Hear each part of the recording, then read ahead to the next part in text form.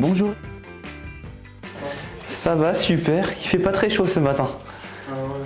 Mais bon, on a le soleil, c'est déjà pas mal. Moi, c'est Anthony Pereira Severa. Je suis aide à domicile depuis un an, un peu plus d'un an. J'interviens principalement avec monsieur le matin et le soir. Ça demande beaucoup d'écoute, ça demande de la douceur et du respect de ce que la personne demande. Que ce soit son rythme de vie, ses envies du jour. Au travers de différents sujets, on se crée une complicité qui, une fois qu'elle est là, elle augmente beaucoup au fur et à mesure des moments où on intervient avec eux. On va passer à la toilette.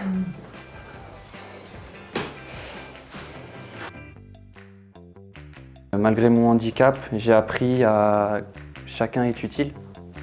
Et surtout, et c'est ce que j'essaie de dire à monsieur, il faut profiter de chaque instant. C'est important de ne pas être négatif. Bon bah parfait. Tout beau. Hop, le rasage.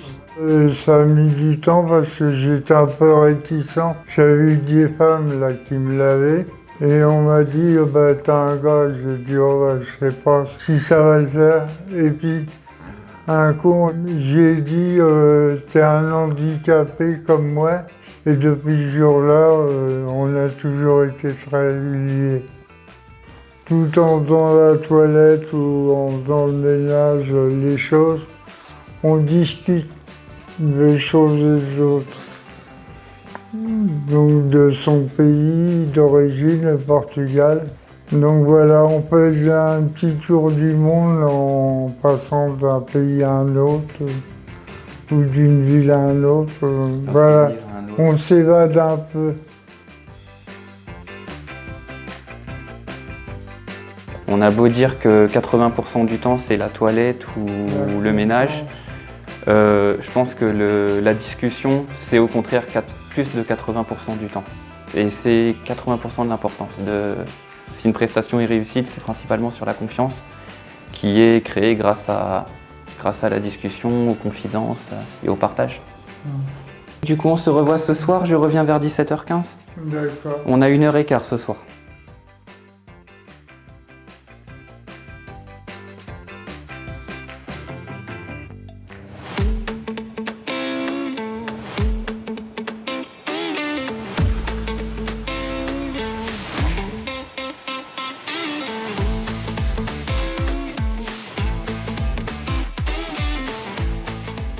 Quand j'arrive chez la personne pour la première fois, je demande comment est-ce que la personne veut que le ménage soit fait pour que quand on finit le ménage, la personne soit satisfaite. Donc après, au fur et à mesure, on discute parce qu'ils nous voient beaucoup, plus souvent aussi que les membres de leur famille. Donc du coup, c'est là que le lien se crée. On discute un peu comment se fait-il que vous êtes venu en France, un peu, voilà, c'est un peu un truc comme ça. Madame Honoré, vous avez du linge à sécher? J'essaie de sortir tous les jours, quand je peux. Mais Mélissa m'a accompagnée plusieurs fois parce que parfois le ménage, ça ne dure pas 2 heures.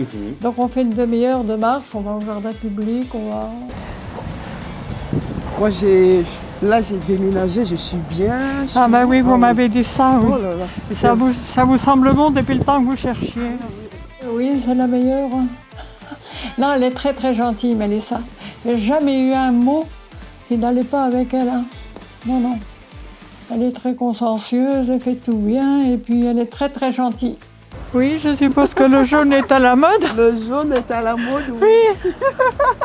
Moi, j'essaie de me mettre aussi à la place de cette personne-là, comme j'explique, je leur dis qu'aujourd'hui, vous avez besoin de nous.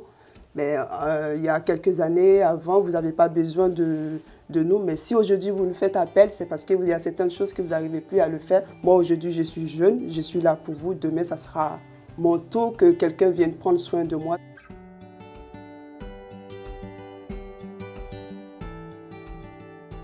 Bonjour, Madame Bonneville, ça va? Oui, je vais bien et vous? Oui, très bien, merci.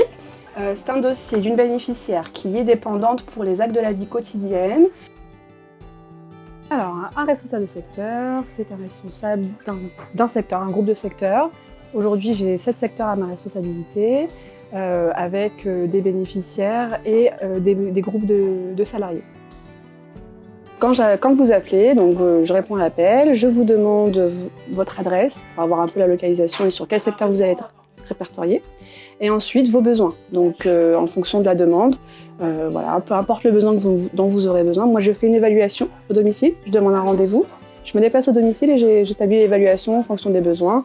Et ensuite, on fait un devis, un contrat. Il y aura un passage après-midi pour de la stimulation, des jeux, de la promenade, parce que c'est une personne qui est isolée.